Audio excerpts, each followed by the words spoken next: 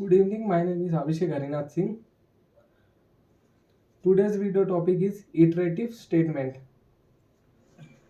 and today's date is uh, 15 Jan 2024. So, the iterative statement repeatedly execute a statement, execute a statement for a block of statements. The for statement is the first statement is executed its body while iterating while specified boolean. If the condition is true, then it works in infinite way. The for each statement executes for the elements uh, which are in the collection of the uh, for for loop. When it when it iterates, it, it counts the it starts uh, it starts with 0 or 1. It depends on what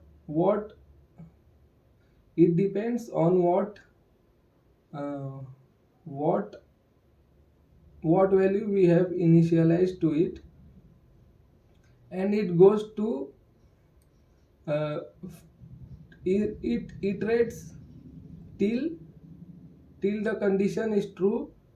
uh, we have given the value where it ends iterating, and after that the count goes plus plus. If it is true, the condition is true, then wh- it iterates line by line. And there are four types of loops.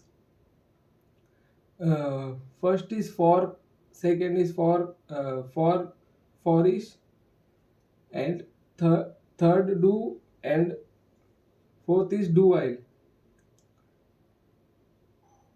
Many times the programmer uses uh, for loop and for loop when we have to iterate in a given particular value.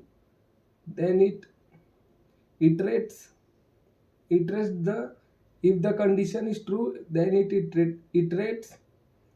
And for each, which is mostly used in collection, because there are no uh, because in collection there are no indexes or anything else. So we use for each loop in the for each loop in only in collection. And then do while. Do while when the while loop, when if when we declare any value as a true, then while loop uh, iterates infinitely iterates infinitely till the value is true, and till the programmer hasn't stopped the value, hasn't stopped the loop. Or when in the in whi- while loop we declare a break condition. So the if the condition is false, then it will get break after that, otherwise it will work infinitely. And last one is do while, which is not mostly used, but it is also a part of iterative statement.